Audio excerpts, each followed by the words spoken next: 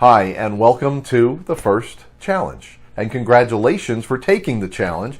This is a really important step in improving yourself as a salesperson. Obviously, you're interested in self-improvement, and this is a great step, a great way to spend a few minutes every day taking one of these challenges and making an improvement. You know, one of the sad things about sales is when you look at the statistics, 50% of all salespeople fail. 50% of salespeople will change jobs every 14 months. So whatever sales position you're in, look around, and half of the people there will not be there. Some have a much higher turnover, as I'm sure you've noticed. Some organizations have a very high turnover rate, but on average, a salesperson changes jobs about every 14 months. And if you look at any particular sales organization, you'll see about 50% are failing. And what I mean by failing is they're not earning enough money to make a living. They're not earning enough money to stay and continue. About 30% of the salespeople are earning a decent living, and usually about 20% of the salespeople are what you would call successful. They're earning very good income. All right. Most salespeople obviously are in the 50%. So for a second here, I want to talk to you in the 50%. You can do this. You can be as good a salesperson as you want to be. You can be, but it's going to take the following. Number one, you're going to have to be honest about your strengths and your weaknesses. And number two, you're going to have to really assess whether the company you're working for, the sales job you have now, is the job that's right for you. So we're going to do both of those in this first challenge. So the first challenge is a challenge of self-assessment. So go ahead, get a piece of paper, and stop the video if you have to, because I really do want you to write this down. I want you to have this as a record for yourself. Draw a line down the middle. On one column, strengths. On the other column, weaknesses. Now, for you bottom 50% of salespeople, you're going to feel like you don't really have any strengths, and all you have is weaknesses. And I don't want you to think that way. You got into this profession for a reason. So I want you to realize you already have certain strengths. You may be great on the phone. You may have a great voice. You may love to talk with people. Whatever it might be, you may give a great presentation. Whatever it is, please identify as many strengths as you can. It's very important in your mindset. When you wake up every day and you go to your job and you start doing your work as a salesperson, it's very, very important that you realize that you do have a lot of strengths. You bring a lot of value to this job, and this career can be and will be a successful career for you. Now, you top salespeople may have the opposite issue. You may have a little bit of an ego, like I do, and you'll say, well, yeah, I'm strong here, I'm strong here, I'm strong here. Can't really think of any weaknesses, but that's not good either. I really want you to fill up your strengths column, but I also want you to do a fair self-analysis of your weaknesses. We need to know what areas, you need to know what areas you need to improve. And what we'll do is over a period of weeks and months, we're going to continue to hit these areas, and you can focus on the areas for self-improvement. So it's so important to have a balance. You have to give yourself credit for having real sales strengths, and you do have them. You got to look for them. And you also have weaknesses. And so challenge number one, the first part of this challenge, is to do a fair self-assessment so you know where you stand. The second part of this challenge has to do with assessing whether your current job, your current position, is the right sales job for you.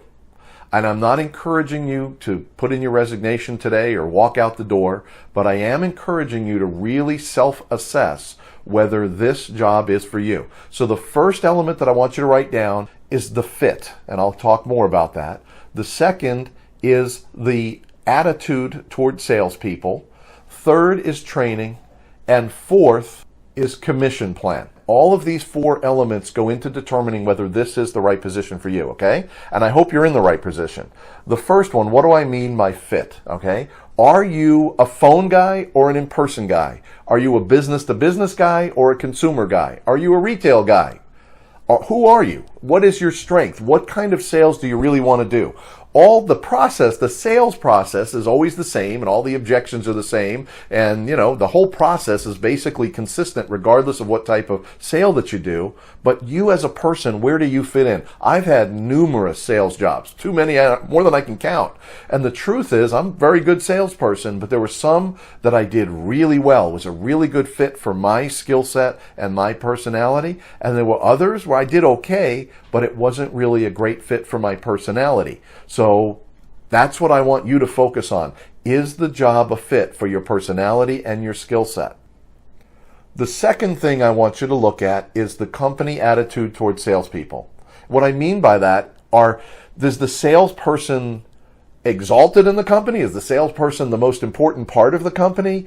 Or does management treat salespeople as disposable commodities that come in for a few weeks, we get a few sales out of them, and then they leave? Okay, and there are many companies that treat their salespeople like kings and queens.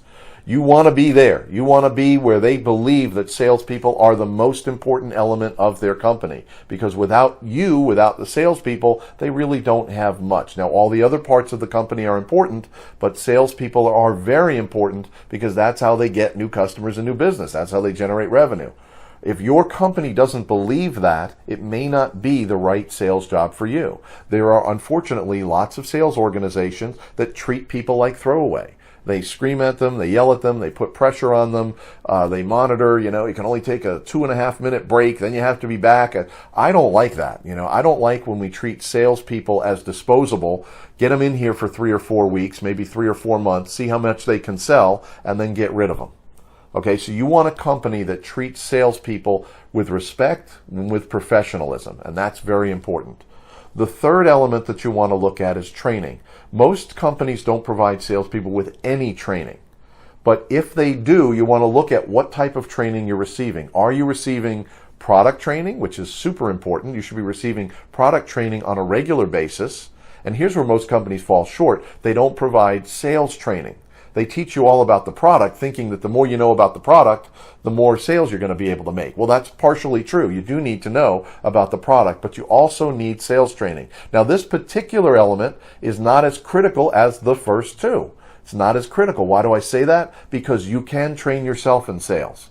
There are resources like bigbookofsales.com where you can go and learn about sales. You can do self-improvement. This is one profession where you really can self-educate and self-train. But your company should focus and have value on both product training and sales training. So that's a third element that you want to look at.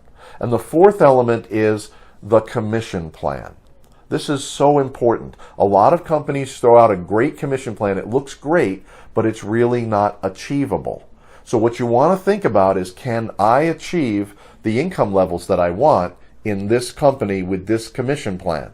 And what do I mean by that? Is the commission plan achievable? You need to look around, and if at least 20% of the people are achieving and earning income at the highest level of the commission plan, then it is an achievable commission plan.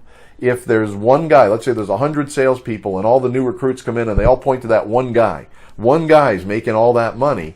The commission plan may not really be achievable for anybody else or a large number of people. But if you see 5, 6, 20, 30 salespeople achieving at the very highest level, then you know that you also have an opportunity, a possibility of achieving at that level. So those are the 4 elements that you want to look at. Is this job a fit for your skill set and personality? What is the company culture and the company attitude towards salespeople? Does the company provide product training and sales training?